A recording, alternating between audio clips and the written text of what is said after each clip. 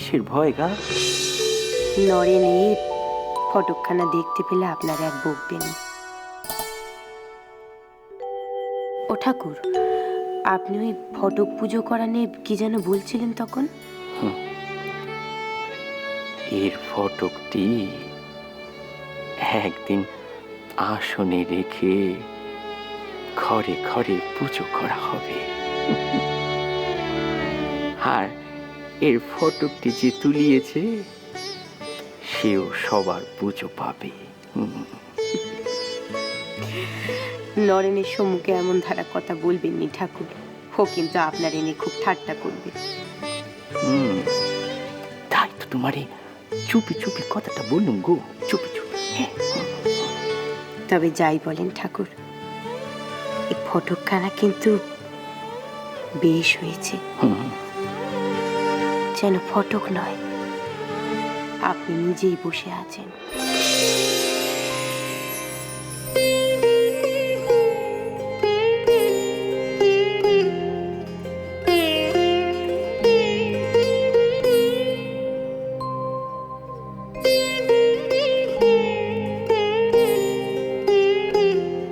দয়া করো ঠাকুর,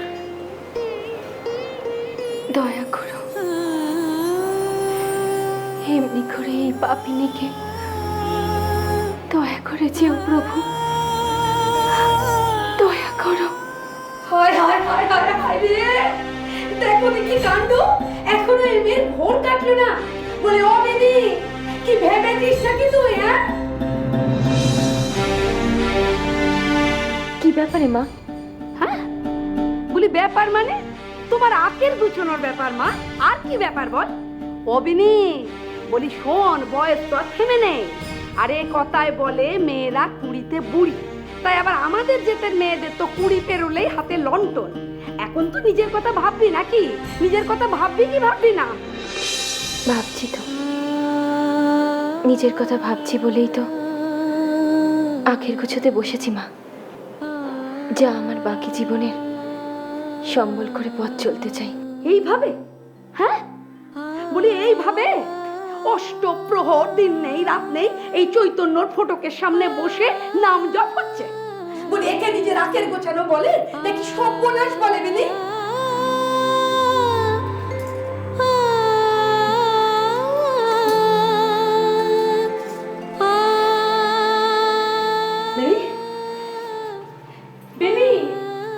বিনি শোন আমার কথা।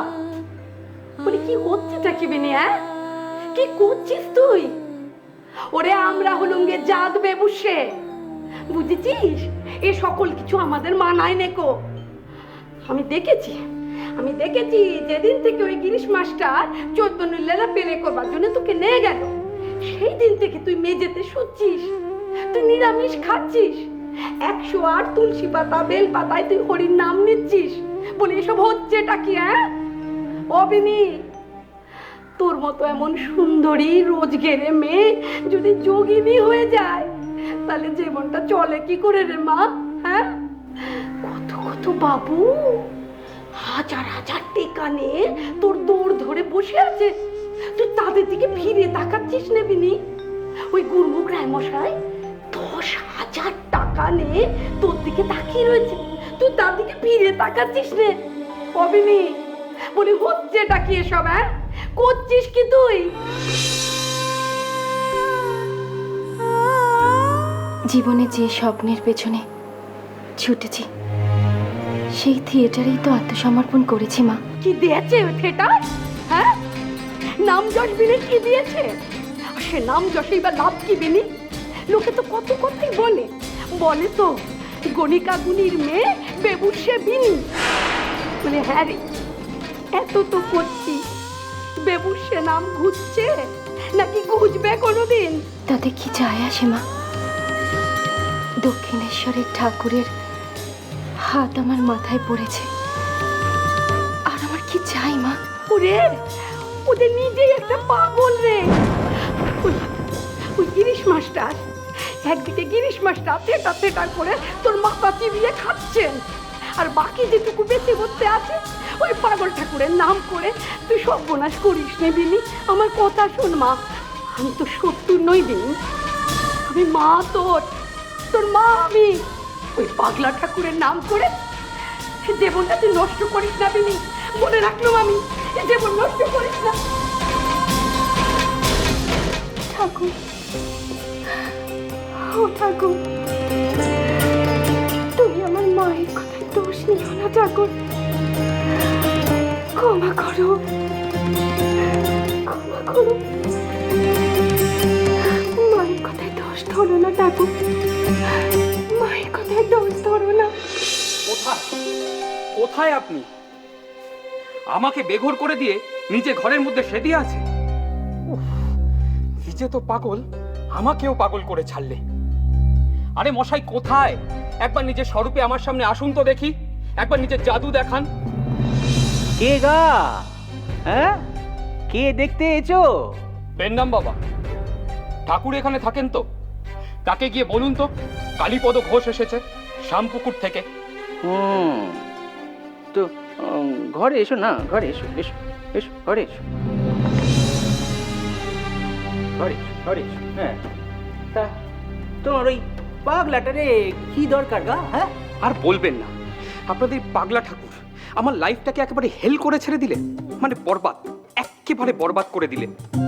জন ডিকেনসনে বড় পোস্টের চাকরি করি, ভালো টাকা মাইনে পাই, কাউকে পরোয়া করি না, জলপথে বিচরণ করি আর গিরিশচন্দ্রের মোসাইবি করি। আমি আর গিরিশচন্দ্র এক গেলাসের ইয়ার।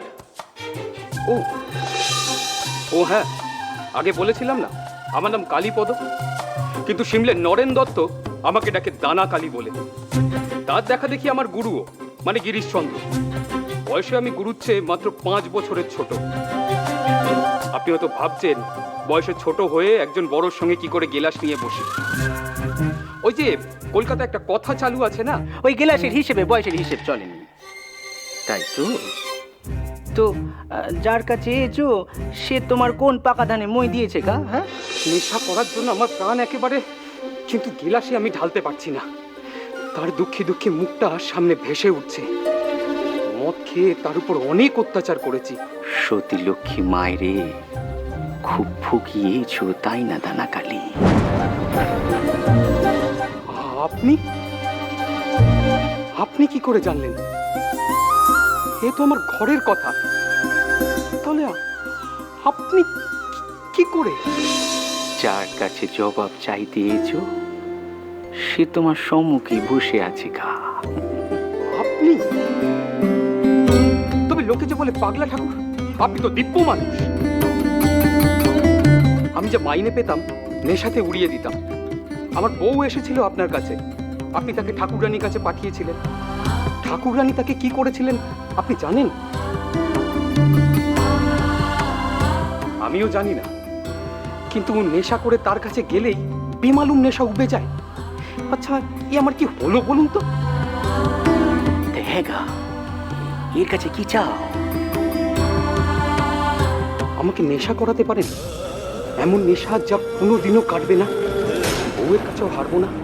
পারেন পারেন দিতে এমন নেশা আমাকে? পারি গো, পারি। পারেন? শুনে প্রাণে জল এলো। তবে দিন না ঠাকুর, দিন আমাকে। আজ নয়, অন্যদিন এসো, অন্যদিন এসো। আজ হবে না? এদিকে আমি তো শ্বাস নিতে পারছি না, আর আপনি বলছেন আজ হবে না। আজ এর কাছে নাই গো, মাইরি বলছি। ওই এই কাল এসো, কাল এসো, জোর করে দেবো, কথা দিচ্ছি, কাল এসো, কাল এসো, কাল এসো। চাপ বাবা, আজ দেবে না কাল দেবে। তবে তাই হোক, তাহলে কালই আমি আসব। আমিও ছাড়বো না, আমারও নাম দানা কালী। 16 আনা আমি আদায় করে ছাড়বো। জানিনি গো যোগিন, সে বউ সেখানে যে কেমন আছে কে জানে। কে গো মা? সে এক আমার দুঃখিনী মেয়ে গো মা। তার স্বামী এমনিতে ভালো, কিন্তু বড্ড নেশা ভান করে। নেশা করে করে সমস্ত টাকা পয়সা একেবারে খরচ করে ফেলেছেন। এই তো এই শ্যামপুকুরে থাকে, ওই পরিবার বেশ নাম। শ্যামপুকুর তো বাগবাজারের কাছেই, নামকরা পরিবার। তার স্বামীর নাম কি গো মা? আমারে তো বললে কালীপদ ঘোষ। ও, মামা বাবু হয়তো চিনতে পারেন, আমি চিনি না। জানো তো যোগিন, মেয়েটা তার স্বামীরে ওই নেশার দুধ দিয়ে ফেরাবার জন্য কি চেষ্টাটাই না করছে। কালীপদটা যদি একটিবার আমাদের ঠাকুরের কাছে আসতো। কই গো যোগিন রে, আছো নাকি? ওই দেখো ঠাকুর এসেছেন বুঝি। যা মা, যা যা। আছো? আসুন আসুন ঠাকুর, আমরা ঘরেই আছি। জল জল জল জল। তা হ্যাঁ গা, ওই দুর্গা মায়ের দুপাশের 100 কি? তা তুমি জয়া না বিজয়া? আপনি যেমন বলবেন ঠাকুর। ওই তুমি আর গোলাপ ফুলে গিয়ে একজনা জয়া আর একজনা বিজয়া। হ্যাঁ, আমি আমি ধন্য গো মা, ধন্য। তা হ্যাঁ গা রামলীলার খুড়ি, তুমি তারে কি বলেছো গা? হ্যাঁ, কারে ঠাকুর? আরে ওই যে শ্যামপুকুরে থাকে, ওই যে গিরিশের স্যাঙ্গাত, সবাই যারে দানাকালি বলে, তার বউ এ ছিল তোমার কাছে, তুমি তারে কি বলেছো? ও ওই কালীপদের বউ, যারে আপনি আমার কাছে পাঠিয়েছিলেন। হ্যাঁ হ্যাঁ হ্যাঁ হ্যাঁ হ্যাঁ, ঠিক ঠিক ঠিক। মা তো এক্ষুনি তার কথাই বলছিলেন। মা বলছিলেন কালীপদ বাবু যদি একবার ঠাকুরের কাছে আসতেন। এই ছিল তো, এই এই এক্ষুনি গেল। পেটে খুব চোটপাট করছিল জানো তো। হ্যাঁ, কেন ঠাকুর, কিসের চোটপাট? ওই যে তুমি তার বউরে কি সব বলেছো, তারপর থেকে সে নেশা করে তার বউয়ের কাছে যেতে পারছিনি। ঘরে ঢুকতে গেলে নজা নাক যে নেশা করলেও নেশা হচ্ছে নি। হ্যাঁ রামলীলা খুড়ি, তুমি তার বউরে কি করতে বলেছো? হ্যাঁ,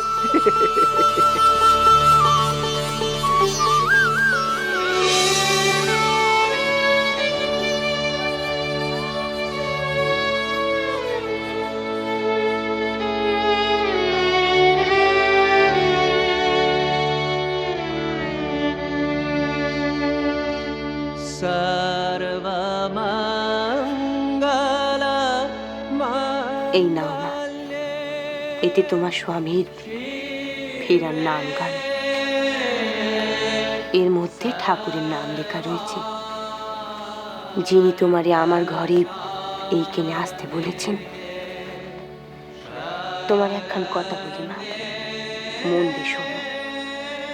সর্বক্ষণ এইটারে তোমার কাছে কাছে রেখো কেমন? স্বামীর মঙ্গলের জন্য নিত্য যেমন এই শীতিতে সিঁদুর দাও, ঠিক তেমনি নিত্য তুমি ঠাকুরের নাম জপ করবে আর স্বামীর মঙ্গল চাইবে তিনার কাছে। বুঝেছ মা? তোমার বিশ্বাস আছে তো তেনার উপর মা? আছে মা, খুব বিশ্বাস আছে। ঠাকুর বলেন জানো তো, বিশ্বাসে মেলায় কেষ্ট। দয়াময় ঠাকুরের, দয়াময়ী ঠাকুরানী আমার পিন্নাম না মা। না গো মা না, তোমার কাছে তো আমি পিন্নাম চাইনি। আমি কেবল চাই আমার এই মায়ের মুখে। এবার যে কালীর মুখেও হাসি ফোটাতে হবে গো, কালীর মুখেও হাসি ফোটাতে হবে। ওই নেশা না ধরালে সে যে মরে যাবে গো, সে যে মরে যাবে, সে যে মরে যাবে। ঠাকুর, ও ঠাকুর, আপনি একই কথা বলছেন ঠাকুর? তার নেশা ছাড়ানোর জন্য মা তার বউকে দিয়ে জপ তপ সব করাচ্ছেন, আপনি আবার তাকে নেশা ধরাবেন? না হলে যে তিষ্ঠতে দেবে নি গো, না হলে যে তিষ্ঠতে দেবে নি।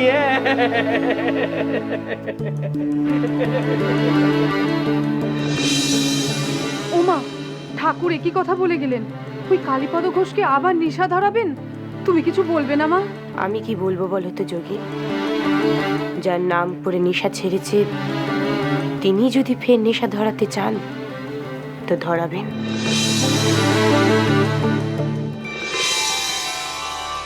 ঠাকুর বলেন ভক্তির কম বেশি হয় না, ভগবানকে নিজের করে নিতে হয়। ঠাকুর, ভক্তের মধ্যেও ছোট ভক্ত বড় ভক্ত আছে, তাই না? আছে মানে গিয়ে কোন থাকের ভক্ত কি জানি আছে কি নেই, তবে ভক্তির কম বেশি নাই জানিস, কম বেশি নাই। একটা গল্প বলি শোনো, তাহলে বুঝতে পারবে। নারদ মুনির খুব অহং ছিল, সেই পরম ভক্ত। একদিন সে সেই কথা ওই শ্রীহরি বিষ্ণুরে বলাতে শ্রীহরি বিষ্ণু মুচকি মুচকি হাসে আর বলে, তো যাও না কেন, নিজে দেখে এসো না যে তোমার মতো ভক্ত আছে কি নেই, নিজে দেখে এসো আর চক্ষু কর্ণের বিবাদ ঘুচিয়ে এসো। হ্যাঁ, শ্রীহরি বিষ্ণুর কথা মতো নারদ মুনি তখন ওই মনীষীর বেশে মর্তধামে চলে এলো। ঘুরতে ঘুরতে এক গ্রামে এসে দেখে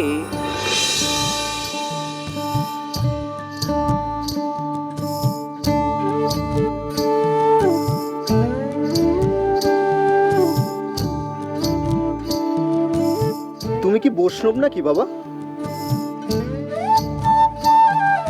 হ্যাঁ, আমি বিষ্ণু ভক্ত বৈষ্ণব। তা এই শুকনো ঘাস চিবোচ্ছ কেন?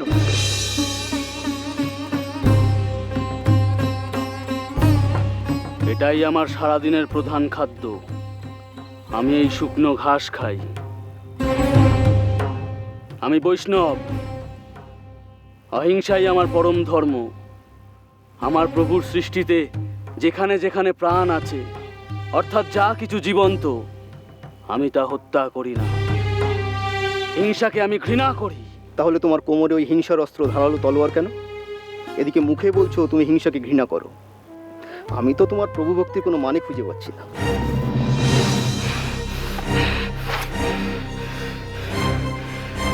এটাকে রেখেছি দিনটাকে দেখতে পেলেই কাটবো বলে। সে কি, তুমি অহিংসবাদী বৈষ্ণব, তুমি কাটাকাটি করবে? হ্যাঁ হ্যাঁ, কাটাকাটি করব।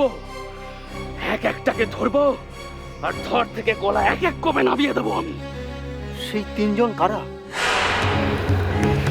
প্রথমেই কাটবো ওই অর্জুনকে। কেন, সে কি করেছে? ওর এত বড় আস্পর্ধা, আমার প্রভুকে টানা 18 দিন কুরুক্ষেত্রের যুদ্ধে ওর রথের সারথি করে প্রভুকে কষ্ট দিয়েছে। ভাবুন তো একবার, আমার প্রভু ওই তপ্ত রোদে মাঠের মধ্যে কত কষ্ট পেয়েছেন। রথের সারথি হয়ে সারা দিন নাওয়া নেই, খাওয়া নেই, বিশ্রাম নেই, শুধু ঘোড়া চালিয়েছে। সেই রশি টানতে টানতে আমার প্রভুর হাতের কত জায়গা ছড়ে গেছে। অর্জুনকে আমি ছাড়বো না, অর্জুনকে আমি ছাড়বো না। ওকে দেখতে পেলেই এক কোপে ওর গলা আমি নাবিয়ে দেব। ছাড়বো না আমি অর্জুনকে। দ্বিতীয় জনকে? দ্বিতীয় হলো ওই দ্রৌপদী। কেন, সে আবার কি করলো? ওর দুঃসাহস তো খুব একটা কম নয়। আমার প্রভুকে, আমার দেবতাকে ও এটো খাওয়ায়, ওর মুখের এটো খাওয়ায়। আমি এই সাজা ওকে দেব না ভেবেছেন? দেখা হোক একবার। এক কোপে ওর ধর থেকে ওর মুন্ডুটাকে আমি আলাদা করে দেব। তৃতীয় জনকে? আর ওই তৃতীয় জনই তো আসল। ওই বেটাকে পেলে তো আমি আগে কোপাবো। ওই বেটা হচ্ছে নারদ। কেন, সে কি করলো? তার অপরাধ ওদের থেকে অনেক বেশি। সময় নেই, অসময় নেই, সারাক্ষণ নারায়ণ নারায়ণ বলে ওই বৈকুণ্ঠে গিয়ে হাজির হয় ওই বেটা। আমার প্রভুর নিদ্রা ভঙ্গ করে, বিশ্রাম নিতে দেয় না। ভাবুন তো একবার, আমার প্রভুর কি ঘুমের দরকার নেই, বিশ্রামের দরকার নেই? হ্যাঁ, কেন করে ওই সব? আমি ওকে দেখতে পেলেই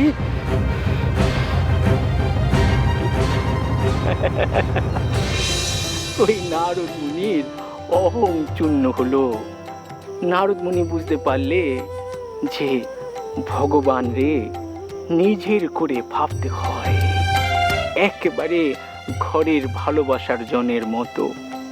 ওই তার নাম জপ করে বিনা বাজে হরিনাম গাইলেই হরিরে পাওয়া যায়নি। তেনারে যে ওই এখানে এখানটিতে মনের মধ্যে রাখতে হয় গো, একেবারে নিজেরটি করে। জয় মা, জয় মা, জয় মা।